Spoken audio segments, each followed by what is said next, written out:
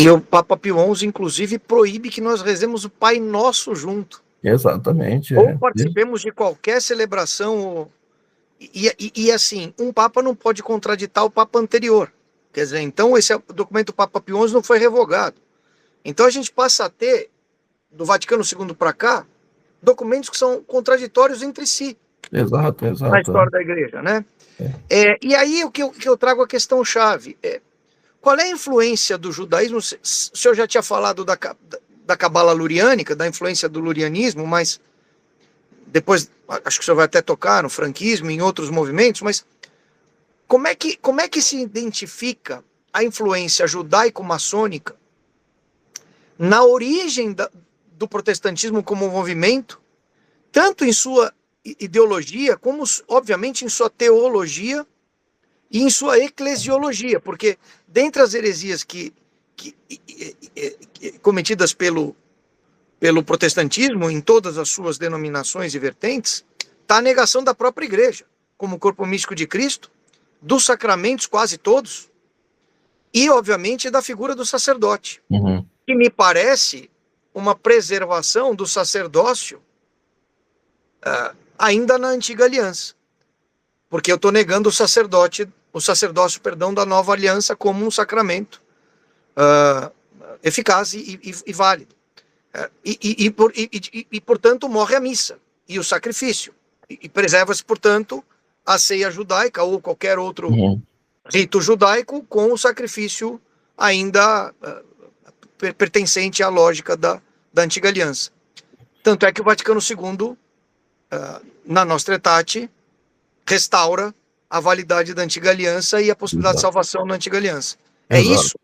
Exato. É um tema complexo, mas a gente pode tentar aqui tornar isso um pouco mais fácil de ser entendido, né? Mas são duas coisas. A primeira questão é a velha gnose, né? O velho conceito da gnose, e depois de eu explicar um pouco sobre isso, a gente fala como é a gnose dentro do judaísmo. É porque é uma apreensão dessa gnose exclusivista, né? Mas a gente vai chegar lá. Então, o primeiro ponto é que existe, né, a doutrina revelada por Deus, e, por outro lado, existe também a doutrina de Satanás, que, de alguma forma, penetrou, e se difundiu muito rapidamente na humanidade. Então, são duas doutrinas absolutamente opostas.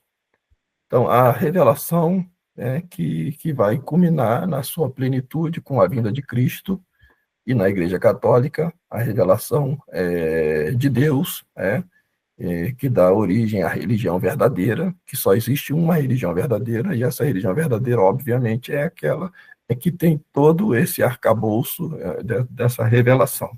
Então, a revelação se dá em algumas etapas, né? Primeiro com Adão, depois com Moisés, e depois ela se consuma com nosso Senhor Jesus Cristo, e a Igreja Católica vai ser a detentora desse depósito da fé completo.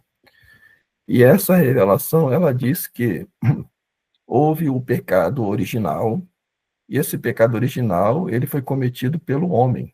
É o homem que comete o pecado original, e esse pecado original cometido pelo homem faz com que a natureza do homem se torne uma natureza decaída e que, portanto, o homem, por si só, já não é mais capaz de restaurar sua natureza.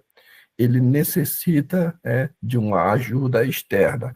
É mais ou menos como que alguém que cai num buraco profundo e ela, por si só, não tem mais como sair daquele lugar. Ela necessita de uma ajuda externa para tirá-la de lá. E essa ajuda externa é o próprio Deus, que se faz homem para reparar este pecado, sacrificando-se, e através desse sacrifício ele confere aquela graça que só Deus pode dar ao homem para poder fazer com que o homem tenha a sua natureza que estava decaída, ela possa ser sobrelevada por essa graça, e assim o homem chega à vida sobrenatural de Deus. Essa é a doutrina revelada por Deus e é a doutrina católica. Na doutrina gnóstica, o pecado não foi cometido pelo homem. O pecado, de alguma forma, é um pecado proveniente da própria divindade. E esse pecado da própria divindade é que produz a diversidade de todas as coisas. E que, portanto, há que ter um processo evolutivo para que, de alguma maneira, essa divisão das coisas, que dá origem, né, a todos os seres, essa divisão cesse de alguma maneira e tudo retorne ao seu todo original, é o monismo. Então, veja que nesse processo não há pecado no homem, e, no entanto, o homem ele não precisa da graça de Deus, ele só precisa, num processo evolutivo, tomar consciência de que nele próprio há algo de divino e que ele precisa retornar ao todo divino. É o chamado monismo. Então, esse é o princípio, né, de todas as falsas religiões.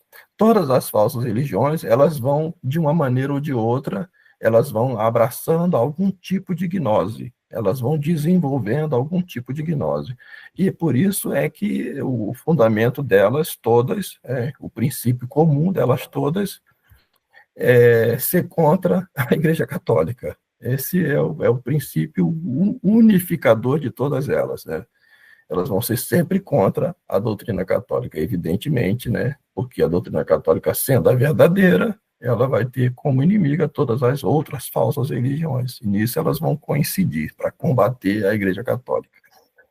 E todas elas vão ensinar, de uma maneira ou de outra, isso tudo que eu disse aqui, é que há necessidade de um processo evolutivo. Esse processo evolutivo ele pode se dar pela metempsicose, que é a repetição da vida, né, através de um processo de retorno. Isso vai se dar, por exemplo, no espiritismo kardecista, vai ser chamado de reencarnação. Na filosofia de Nietzsche, ele chamava de eterna recorrência ou eterno retorno, mas o princípio é sempre o mesmo.